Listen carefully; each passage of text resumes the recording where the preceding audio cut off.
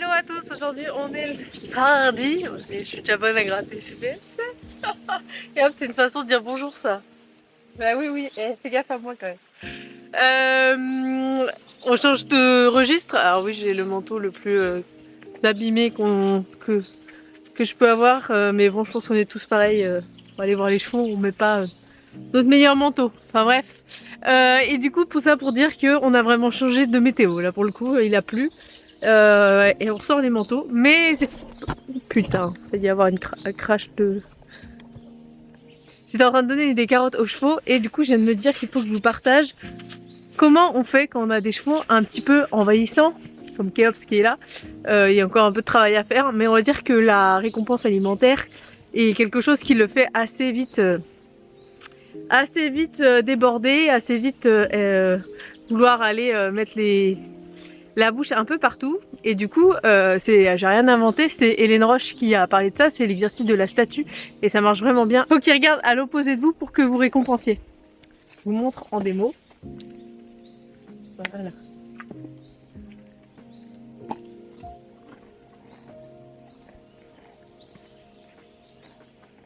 Ok.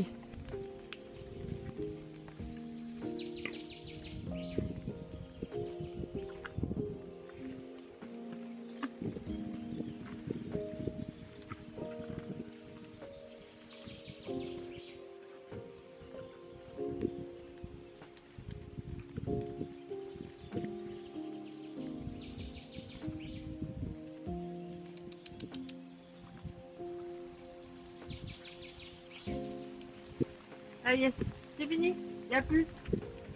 C'est fini.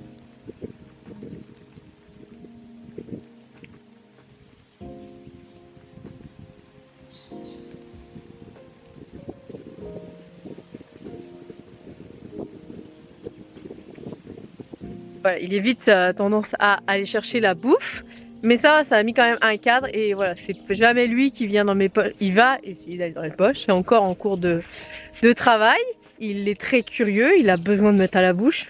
Mais voilà, je me laisse pas envahir et j'ignore les comportements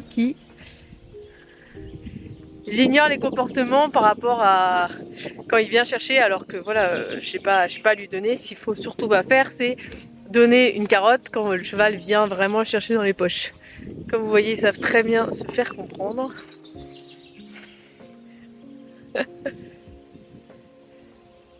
Et c'est super aussi important de montrer, enfin de faire un signe, n'importe ce que vous voulez, ou de dire quelque chose, mais en tout cas de coder aussi quand c'est fini, pour qu'il y ait un début et puis il y a une fin aussi quoi. À un moment donné, les carottes elles s'arrêtent.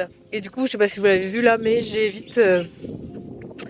essayé voilà, la récompense alimentaire, c'est quand même quelque chose de très très positif. Donc j'essaye après ensuite de passer aux gratouilles pour que voilà, ça soit quand même une autre chose d'agréable et qu'il oublie un peu les carottes. Et là, voyez-moi, il en profite. Allez, Zoom, on se prépare pour aller en balade.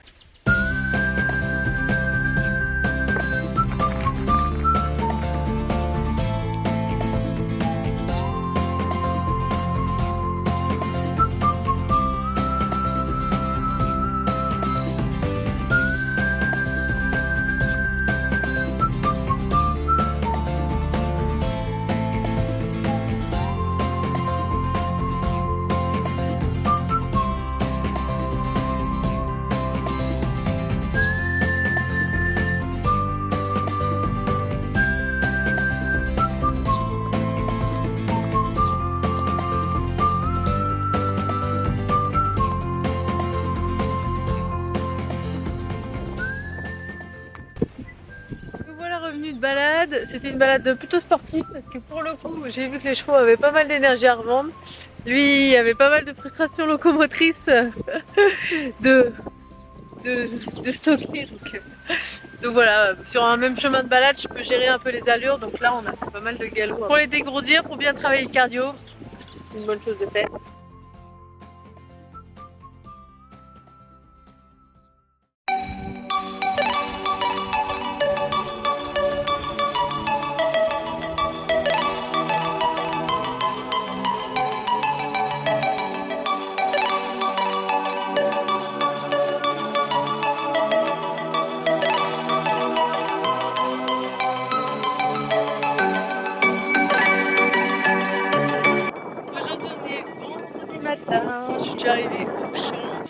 subi des petites barres au sol. L'objectif ça va être de longer Kali et Kéops ensuite.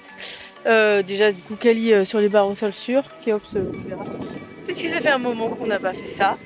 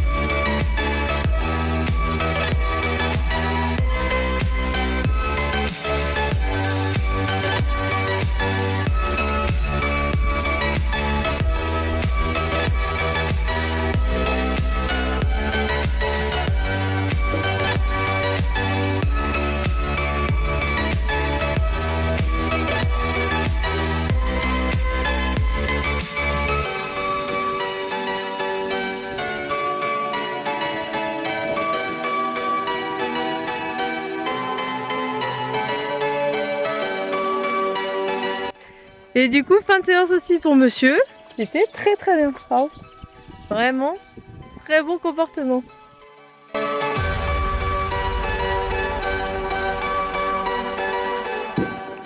J'en profite là, le fait que je sois avec les chevaux aussi. Et je voulais vous parler de quelque chose aussi par rapport au travail des chevaux là. On va dire que je pense que comme beaucoup de propriétaires à la maison, surtout moi qui suis à côté monitrice et qui ai accès de par mon métier à des infrastructures, on est bien d'accord que quand on a nos chevaux chez nous et où il n'y a que des champs ou même dans une pension mais il n'y a pas d'infrastructure, une carrière maison pas très grande etc. avec du sable, tous les lieux ont pas la chance de proposer cette prestation ou alors le tarif peut augmenter un peu, donc voilà, il y a plein de raisons, mais c'est vrai que du coup c'est pas facile forcément de pouvoir travailler son animal, son cheval, etc. Moi je vois bien la différence avant ma pension où j'étais, avant d'amener mes chevaux ici, où était Kali, il y avait une carrière qui avait été faite maison, mais du coup qui permettait vraiment de pouvoir travailler dans de bonnes conditions au niveau des pieds, etc.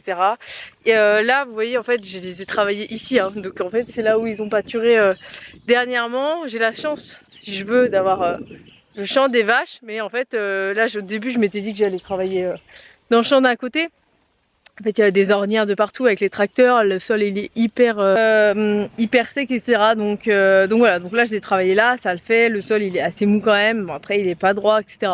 Mais bon, voilà, mes barres c'est des poteaux de clôture. Mon montoir, là c'est ce qui m'a servi de poser la caméra. Mais sinon c'est mon montoir, c'est le bidon qui est là-bas, c'est des bidons que la ferme a avec des produits dedans. Enfin voilà, je veux dire,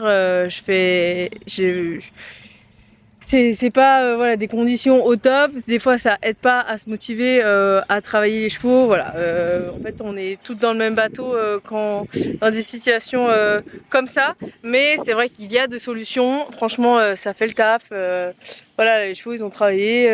J'ai pu faire une longe avec quand même un dispositif assez simple et mais réussir mes objectifs. Il n'y a pas besoin non plus de barres qui seront des barres achetées pour ça, d'un montoir ou d'un plot qui vient du monde de l'équitation. Enfin voilà, je veux dire par là que on peut faire avec les moyens. Je sais qu'on est nombreux à faire. Peut-être qu'il y a des choses aussi chez vous que vous utilisez pour les chevaux, pour votre quotidien, pour travailler vos chevaux, alors que c'est pas du tout fait pour ça à la base.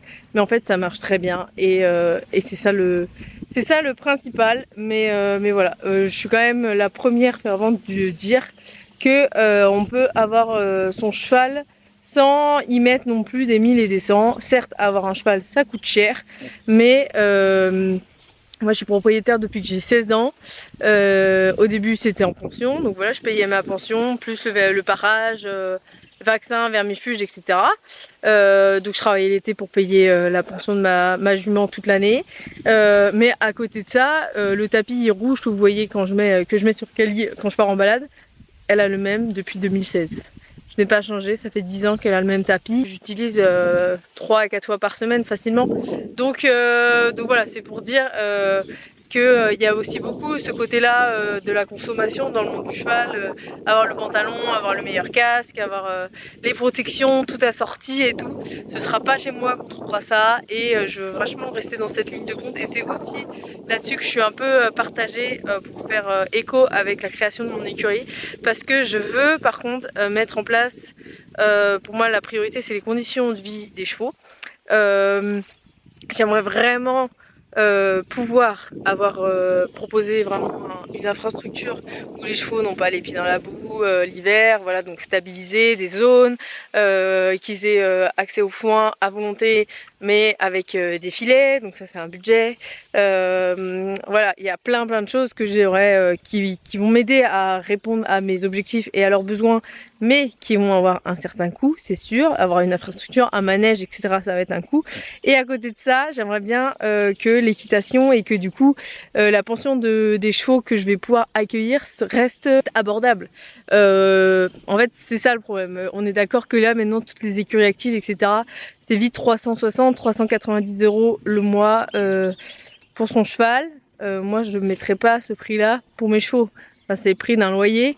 C'est énorme. Après, d'un autre côté, je sais très bien que tous ceux qui proposent ça, c'est parce que derrière, ils ont fait un investissement de malade et qu'il faut bien rembourser son prêt.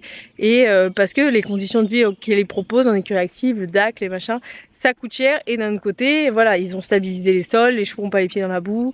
Des fois, il peut y avoir d'autres problèmes. C'est pas non plus les solutions à tout, mais je veux dire, à partir du moment où forcément tu proposes à tes clients une infrastructure au top, enfin et au mieux du mieux, avec vraiment des belles infrastructures, un beau parking, enfin c'est des détails, mais voilà, un chalet ou un clubhouse de qualité, des toilettes, une sellerie de qualité, etc.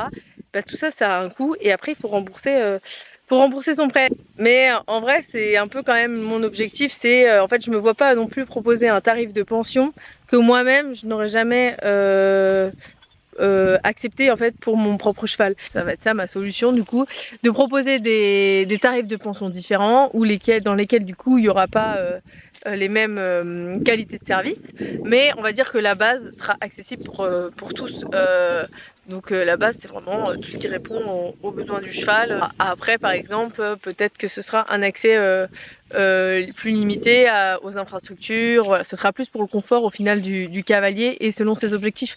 Mais on est d'accord qu'il y a plein de chevaux aussi par exemple qui sont en convalescence ou qui sont immontables ou qui sont trop âgés maintenant, mais les gens ont quand même, leurs propriétaires ont quand même envie de les mettre dans des bonnes dans des belles structures, voilà, où voilà, ils sont pas juste mis dans un troupeau, dans un champ abandonné et des fois tout seul ou à deux et il n'y a pas beaucoup de vie, etc. Ils ont quand même envie de pouvoir partir en balade avec eux, par exemple, faire que la balade, etc.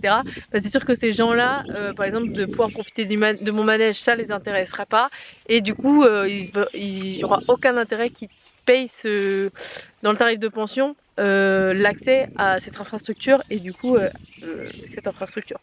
Donc voilà, je sais pas si vous suivez mon raisonnement, mais en fait je pense que c'est vraiment quelque chose qu'il va falloir que je pèse de pour le compte. Moi aussi à un moment donné j'ai pas mangé des patates et des pâtes toute la semaine, donc va falloir que je vive et c'est bien ça, voilà.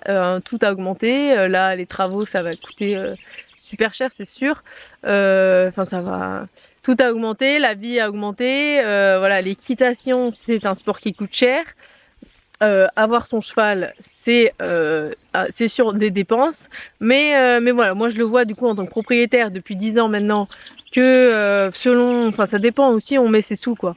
Encore une fois, j'ai le même tapis, j'ai le même filet, j'ai acheté plein de choses sur Vinted, mes pantalons d'équitation sont tous sur Vinted, enfin je me vois pas, j'ai jamais mis 60 € dans un pantalon d'équitation, je le mettrai jamais, mais max 30 balles, enfin voilà, et ça c'est ma façon de voir les choses. Après chacun fait bien ce qu'il veut avec son argent, mais par contre à côté de ça je veux que mes chevaux voient l'ostéo tous les ans, le dentiste tous les ans, voilà, parage vers Exin, vers Méfuge, ça là-dessus c'est ça la priorité. Et après voilà, si je peux me le permettre, je m'achète des trucs pour moi ou pour mes chevaux niveau matériel, mais en fait si j'en ai pas le besoin, voilà, ça sert à rien non plus de consommer pour avoir le meilleur tapis à la mode. Mais ça, c'est mon point de vue.